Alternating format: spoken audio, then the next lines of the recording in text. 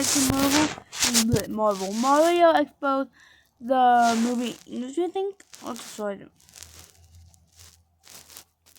Let's start, come on. As a barometer for the quality of a film is not working the way we want. But, well, it's not working the way we want. It is working the way they want. You see, the review process may be broken, but the powerful people who broke it wanted to stay that way. Hello, Internet! Welcome to Film Theory, the show that hides power-ups inside of bricks. Go ahead, hit that one and see what comes out. Ooh, you got the subscribe button. That one gives you big brain abilities. Well, you know what they say, knowledge is power ups. So at this point, do I even need to ask if you've seen the Mario movie? It's been shaking loose so much coin that you'd think you were suddenly in Wario Land. This thing is a mega mushroom-sized hit at the global box office, sitting at nearly $1 billion in worldwide gross as I write this with no signs of slowing down. This thing has put up such huge numbers that industry experts are even bumping up their projections for the entire year of cinema earnings just because of this one film. Everyone is calling out the fact that this one movie has such a shocking overperformance, which, can we just be real here? Mario is more recognizable to children than Mickey Mouse. People are surprised that a feature film from the marketing masterminds behind the Minions is doing well. Whoa, color me shocked, loyal theorists. Who could have seen this one coming? I'm like a surprised Pikachu up in here. But something that was a legitimate surprise to me and to the internet at large was the response from movie critics, especially when compared to how different it was from all the normal people walking out of it. As of the writing of the script, just 59% of critics on Rotten Tomatoes scored this one positively, planting it in the rotten category. And I just gotta say, that does not track with the movie that I saw. Was the Mario movie perfect? By any means, no, clearly not. I was pretty upfront in my last theory, acknowledging the weak pacing, the poor character motivation, and the fact that the soundtrack is just like the director forgot to turn off his Spotify playlist. But just listen to some of these reviews. Quote, the whole package is a deranged mishmash, an assault on the senses with a subpar animation style. The Super Mario Brothers movie is the Illumination style done at its absolute worst. Okay, I like it. the absolute worst?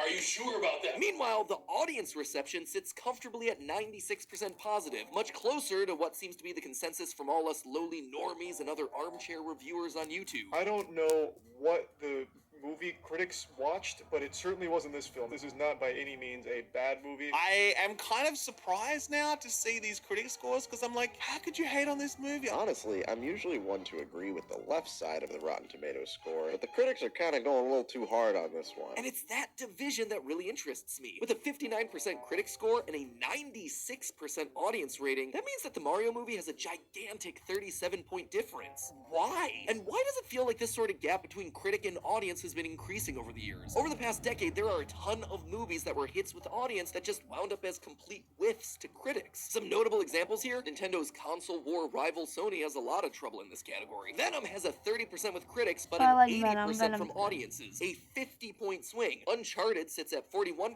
with critics and 90% audience approval, a massive 49-point difference. The Greatest Showman, 29% divide. Netflix originals like The Gray Man, Red Notice, and Bright are 44, 56, and 57-point swings respectively.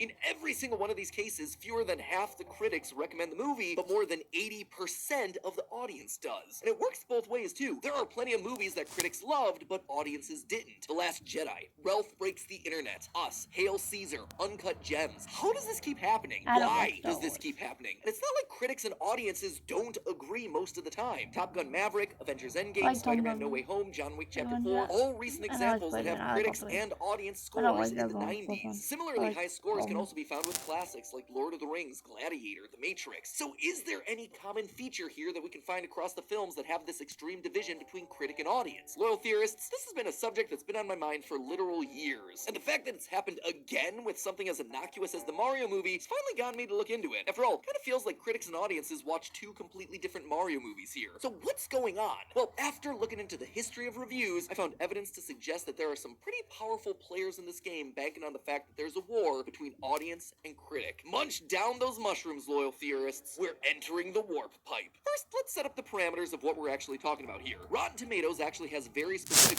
rules and formulas for what makes a piece of good or bad in their eyes. For both critic and audience scores, a good review is anything with 3.5 stars or higher. If fewer than 60% of those reviews are good, a film is considered rotten. 60% or higher gets you a fresh rating. So with that in mind, let's talk about our two groups. The audience is exactly what it sounds like. Anyone who wants to to voice their opinion about the film. That means it's a big group with a lot of different types of people in it. Shocking, I know. Meanwhile, there's some pretty strict criteria involved with Rotten Tomatoes approving critics for their site. Basically, it boils down to frequent quality criticism across written, video, or audio reviews. So the regular person hopping onto Twitter or TikTok to share their hot takes as the credits roll ain't getting added to that side of the tomato meter. And that matters. According to career analysis website Scipia, film criticism in the United States has a pretty clear demographic. More than 80% are men, more than 67% are white, 90% of them completed some sort of college degree, they have a median age of 40 to 44. A lot of them also live in larger cities, especially ones heavily involved in filmmaking like Los Angeles and New York. Obviously, these traits don't define a person. Lived experiences are going to be far more important to a human being than what boxes they check for statistics. But this is useful information setting a tone for the majority of the reviews that are affecting the score. Rotten Tomatoes must have agreed, since in 2018 they tried to open up their roster of critics to a greater variety of sources, but were ultimately met with a very limited degree of success. So with all of this in mind, it starts to become clear why there's a division here. Think about the people in the audience review section. They're anyone from a single NASA-employed rocket scientist with 5 kids to a C-average high school student wanting to gentle minion with the boys, and all of those voices are treated equally. Meanwhile, I think everyone can come up with a rough idea of the stereotypical critic. Ratatouille hit this one on the head in the food world. I don't